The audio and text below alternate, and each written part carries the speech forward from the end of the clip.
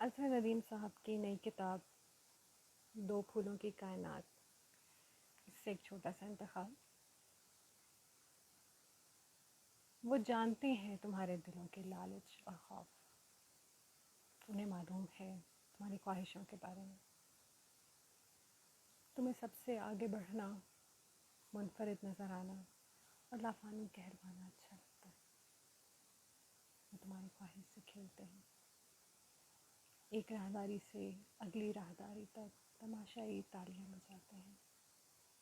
آئینوں سے سجے منظر تمہارا استقبال کرتے ہیں۔